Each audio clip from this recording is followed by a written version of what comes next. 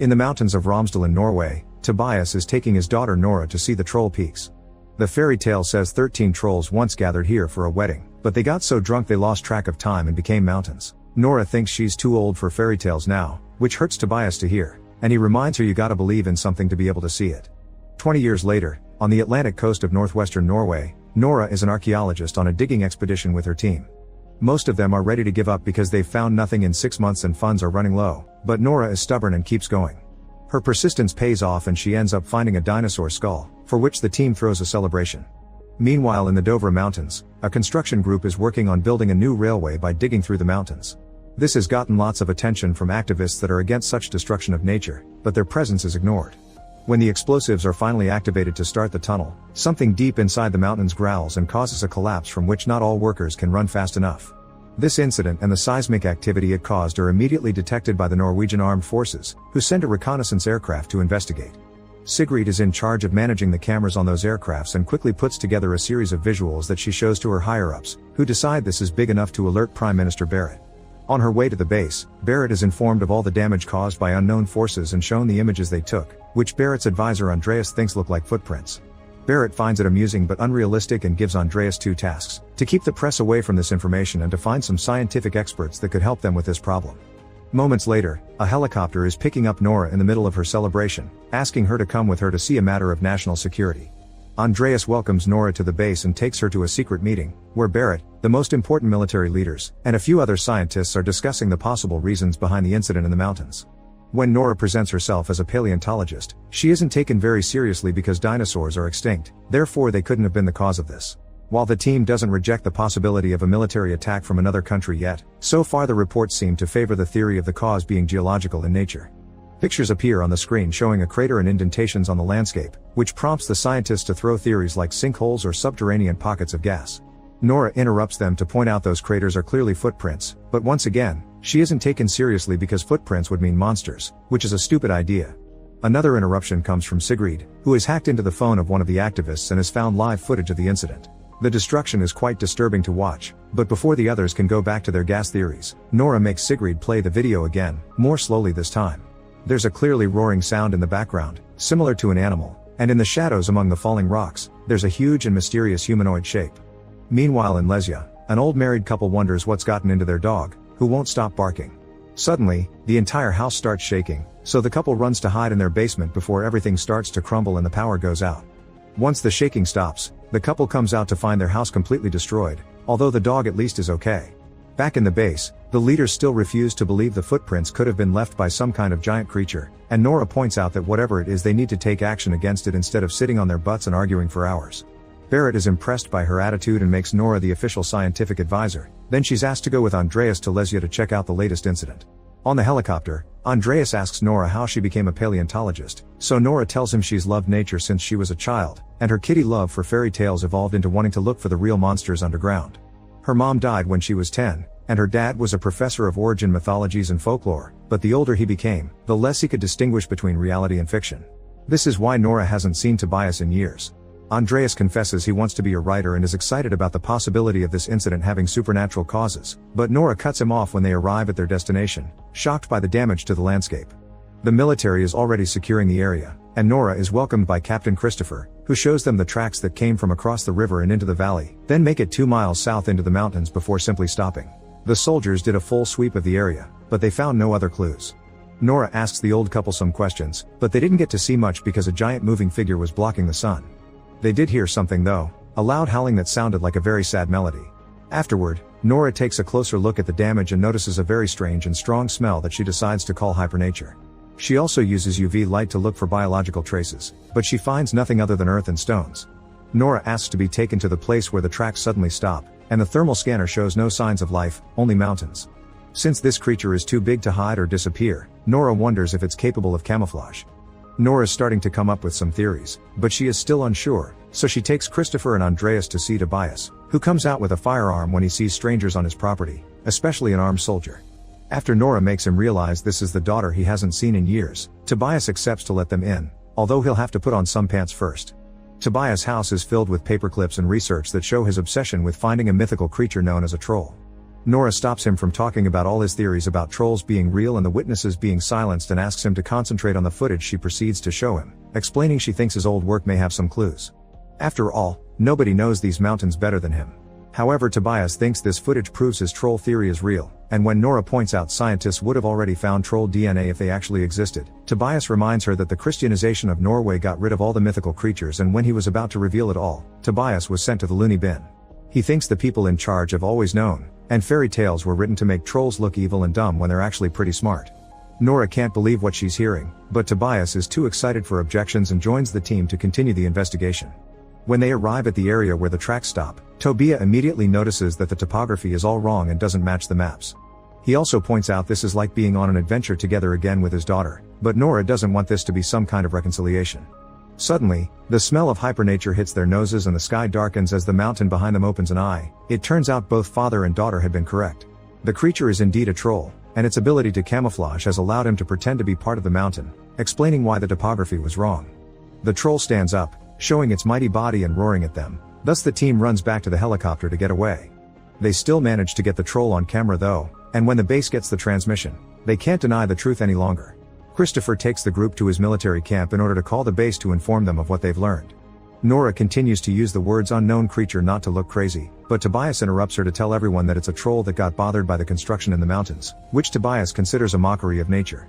The leaders consider him to be crazy and kick him out, but when Nora asks for more time, she isn't hurt either. They're worried about the safety of their country, so they'll go ahead and prepare a military operation.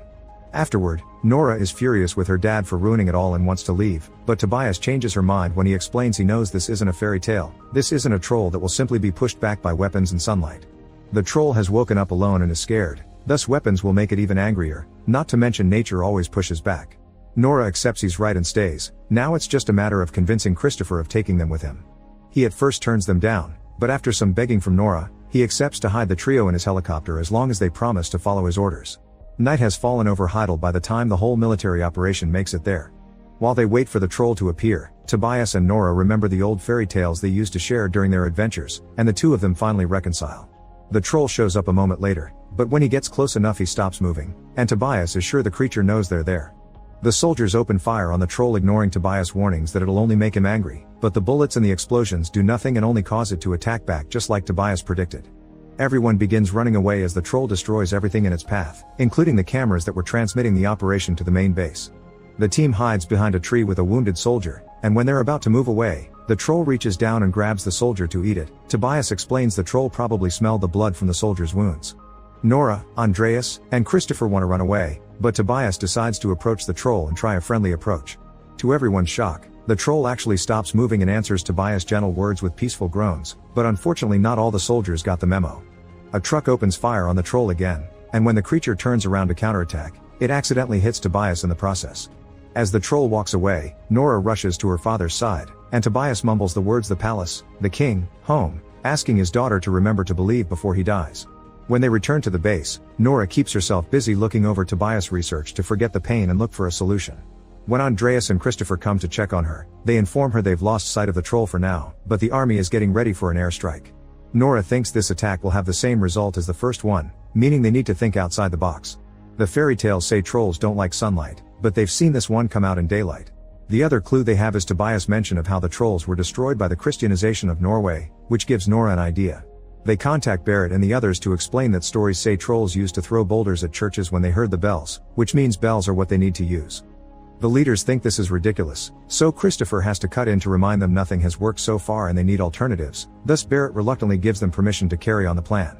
The troll reappears moments later, coming closer to the Hunderfossen family park and causing massive panic among the crowd. As everyone begins running away except for a little girl that wants to watch the creature, Christopher and Nora show up in a helicopter, guiding a whole hover that is carrying giant bells. They surround the troll with these bells as they make them ring, and Nora turns out to be right, the sound does hurt the troll's ears. However, the troll also doesn't hesitate to attack to defend himself, hitting the helicopters and making them crash.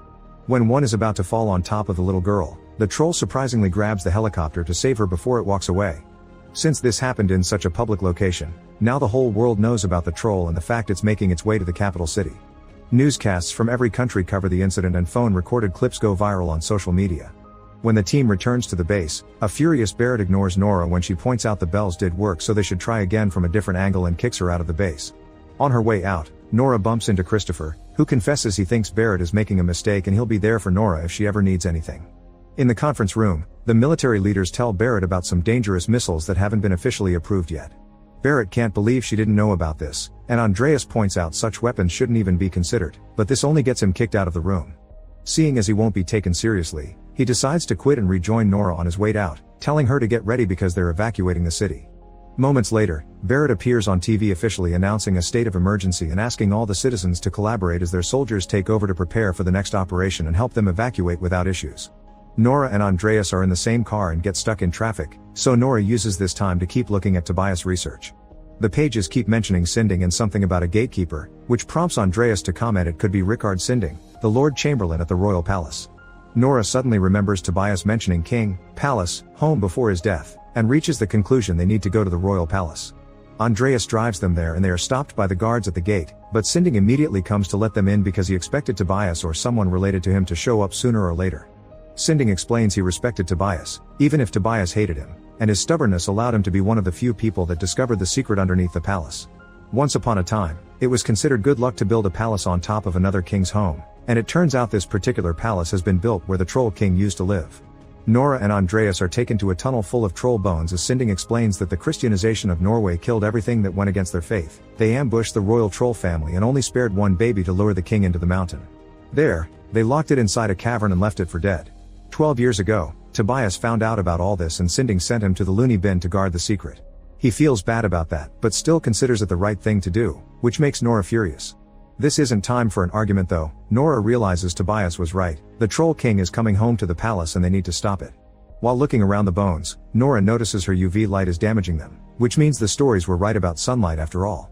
They've seen the troll out during the day, but they haven't seen it under direct sunlight because of the clouds and the mountains.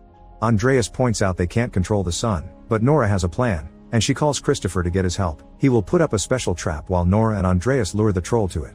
Meanwhile, the troll has arrived at the city, and once again the military attacks do nothing to it, so Barrett approves the use of the missiles. Sigrid notices the leaders are getting ready to launch those missiles and calls Andreas to warn him, which means they need to find a way to buy time.